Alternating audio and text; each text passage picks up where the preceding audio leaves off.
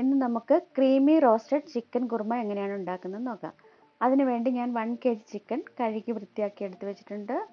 ഇത് നമുക്ക് മാരിനേറ്റ് ചെയ്യാം. അതിന് വേണ്ടിയിട്ട് 2 table spoon cornflour, 1 teaspoon ginger garlic paste, 1/2 teaspoon turmeric powder, 1 teaspoon pepper powder, 1 teaspoon salt. ഇതിലേക്ക് 1 സ്പൂൺ തൈരും കൂടി ചേർത്ത് നന്നായിട്ട് മിക്സ് ചെയ്ത് വയ്ക്കാം.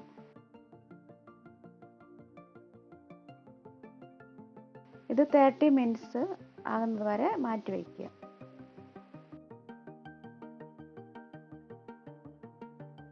അരമണിക്കൂർ കഴിഞ്ഞിട്ടുണ്ട്.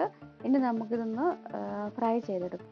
മാരിനേറ്റ് ചെയ്ത് വെച്ചിരിക്കുന്ന ചിക്കൻ നമുക്ക് ഫ്രൈ ചെയ്തെടുക്കാം. അതിനായിട്ട് ഒരു പാൻ അടുപ്പത്ത് വെച്ച് അതിലേക്ക് ഓയിൽ ഒഴിച്ച് നമ്മൾ മാരിനേറ്റ് ചെയ്ത് വെച്ചിരിക്കുന്ന ചിക്കൻ ഇതിലേക്ക് ഇടുക.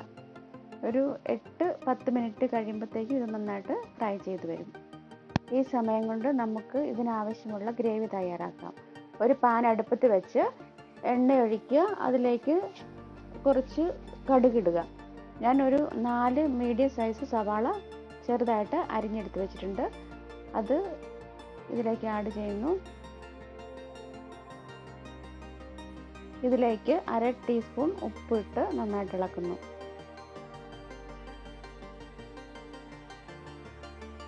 ഒരു 3 പച്ചമുളകും ഞാൻ കട്ട് ചെയ്ത് വെച്ചിട്ടുണ്ട്.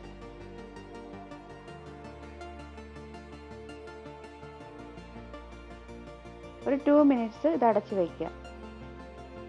ഇടയ്ക്കൊന്ന് ഇളക്കി കൊടുക്കുക. ഇതിലേക്ക് നമ്മൾ വറുത്തെടുത്ത് വെച്ചിരിക്കുന്ന ചിക്കൻ നമ്മൾ ആഡ് ചെയ്യുന്നു.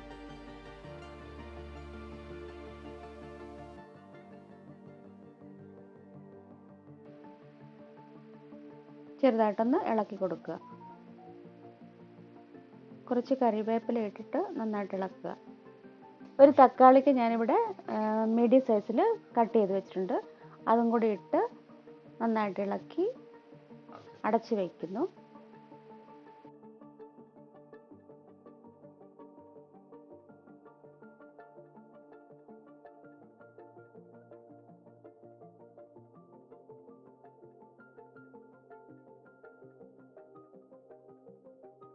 ഒരു 2 മിനിറ്റ്സ് കഴിയുമ്പോഴത്തേക്കും ലിഡ് തുറന്ന് നമ്മൾ അതിലേക്ക് ഫ്രഷ് ക്രീം ആഡ് ചെയ്യുന്നു. ഒരു 100 ഗ്രാം ഫ്രഷ് ക്രീമാണ് ഞാൻ ആഡ് ചെയ്യുന്നത്. ഇതിൻ്റെ പ്രത്യേകത എന്ന് പറഞ്ഞാൽ ഞാൻ വേറെ ഒരു മസാല ഇതിൻ്റെ അകത്ത് ആഡ് ചെയ്യുന്നില്ല. നല്ല ടേസ്റ്റി ആയിട്ടുള്ള ചിക്കൻ കുറുമയാണിത്. ഇത് നമുക്ക് ചപ്പാത്തിയുടെ കൂടെയും ബ്രെഡിൻ്റെ കൂടെയൊക്കെ കഴിക്കാം. നല്ലൊരു ചിക്കൻ കറിയാണ്.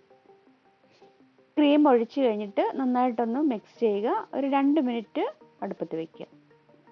അത് കഴിഞ്ഞിട്ട് നമുക്ക് വാങ്ങി ടേസ്റ്റോടുകൂടി കഴിക്കാം.